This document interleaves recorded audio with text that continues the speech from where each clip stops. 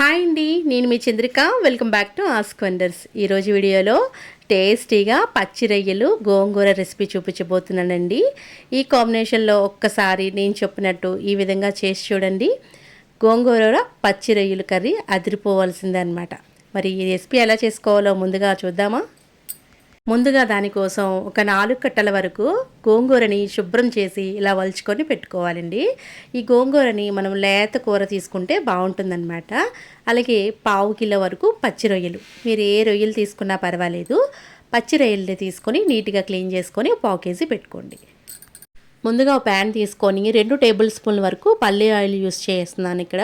మీరు కావాలంటే నార్మల్ ఆయిల్తో కూడా చేసుకోవచ్చు. ముందుగా మనం క్లీన్ చేసుకున్న రొయ్యల్ని ఇలా ఆయిల్లో వేసేసి ఒక 10 నిమిషాల పాటు అయినా సరే రొయ్యల నుంచి వచ్చిన వాటర్ అంతా కూడా ఎగిరిపోయేంత వరకు రొయ్యల్ని ఫ్రై చేసుకోవాలి.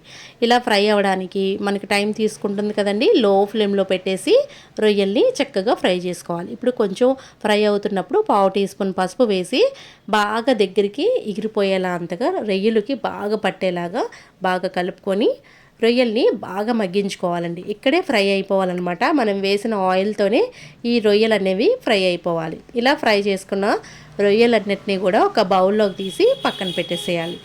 రొయ్యల్ని హై ఫ్లేమ్లో పెట్టేస్తే బాగా మాడిపోతాయి కాబట్టి లో ఫ్లేమ్లో పెట్టి ఇలా నీట్గా ఫ్రై చేసుకొని ఒక బౌల్లోకి తీసి పక్కన పెట్టండి. ఇప్పుడు అదే బాండిలోని మనం కర్రీ ప్రాసెస్ చేస్తాం కాబట్టి మరొక 3 టేబుల్ స్పూన్ల వరకు పల్లి ఆయిల్ వేయండి. నేను టోటల్గా 5 టేబుల్ స్పూన్ల వరకు పల్లి ఆయిల్ వేశాను. ఎందుకంటే మనకు ఆయిల్ ఎక్కువ ఉంటేనే ఈ రొయ్యల కర్రీకి మంచి టేస్ట్ ఉంటుందన్నమాట.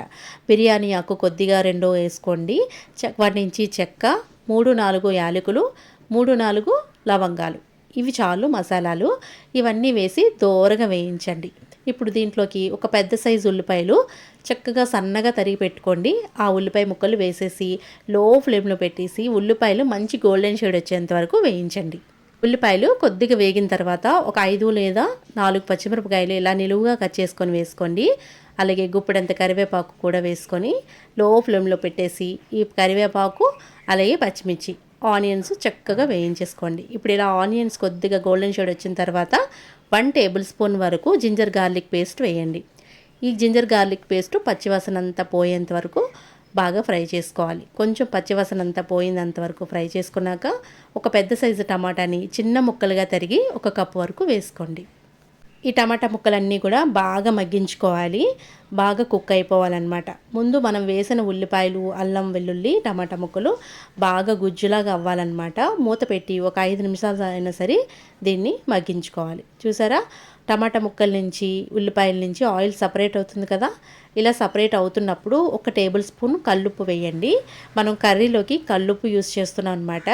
నార్మల్ సాల్ట్ వేస్తే మీకు అంత రుచి రాదనమాట. మనం వేసిన రొయ్యల్లోని కాస్త ఉప్పు శాతం ఉంటుంది కాబట్టి చూసుకొని వేసుకోండి. ఇప్పుడు కారానికి తగ్గట్టు 1 టేబుల్ స్పూను కారం, అలాగే పావు టీ స్పూన్ వరకు జీలకర్ర పొడి, పావు టీ స్పూన్ వరకు ధనియా పౌడర్, ఈ మసాలా పౌడర్లన్నీ వేసిన తర్వాత లో ఫ్లేమ్లో ఈ మసాలాలని వేగనివ్వండి. కొద్దిగా ఆయిల్ సపరేట్ అయ్యేంత వరకు దీన్ని మనం వేయించుకోవాలన్నమాట. ఇలా వేగిన తర్వాత ముందుగా నీట్గా క్లీన్ చేసుకొని పెట్టుకున్న గోంగూర మొత్తాన్ని కూడా వేసేయండి. గోంగూరని చక్కగా వేయించుకోవాలన్నమాట. ఎలాంటి వాటర్ యూజ్ చేయక్కర్లేదు. మనం ఇక్కడ గోంగూర అంతటా దానంతటా అదే మగ్గిపోయేంత వరకు మనం కుక్ చేసుకోవాలి. గోంగూర వేగడానికి ఒక 5 మినిట్స్ అయినా మనకి టైం పడుతుందండి. మూత పెట్టి 5 మినిట్స్ వరకు దీన్ని మగ్గించుకోండి. చూసారా, గోంగూర దానంతటా అదే వాటర్ అబ్జర్వ్ అయింది కాబట్టి గోంగూరని చక్కగా వేయించుకోండి. ఇప్పుడు ఇలా వేగుతున్నప్పుడే దీంట్లోకి మనం చాలా వరకు మసాలాలు యూజ్ చేసాం కదా. మనం వేసిన మసాలాలన్నీ కూడా గోంగూరకు పట్టేలాగా బాగా వేయించుకోవాలన్నమాట. చూసారా, గోంగూర అనేది ఇలా వేగించుకున్న తర్వాత ఇప్పుడు దీంట్లోకి 1 కప్పు వరకు వాటర్ని వేయండి. ఇక్కడ కొద్దిగా వాటర్ని వేస్తున్నాను. గోంగూర కుక్ అవ్వడానికి మనకి టైం పడుతుంది. లో ఫ్లేమ్లో పెట్టేసి కుక్ చేసుకోండి. ఇప్పుడు లో ఫ్లేమ్లో పెట్టుకున్నాక ఈ గోంగూరను మొత్తం ఉడికించేసుకోవాలి. మనం వేసిన మసాలాలు గోంగూరకు పట్టేలాగా ఉడికించుకోవాలన్నమాట. చూసారా, గోంగూర నుంచి ఆయిల్ సపరేట్ అయ్యేంత వరకు వేయించుకోవాలి. ఇప్పుడు దీంట్లోకి ముందుగా మనం వేయించుకున్న రొయ్యలు మొత్తాన్ని కూడా వేసేసేయండి. ఇప్పుడు రొయ్యలు వేసేసిన తర్వాత ఒక పావు టీ స్పూన్ గరం మసాలా వేసి బాగా కలుపుకోవాలి.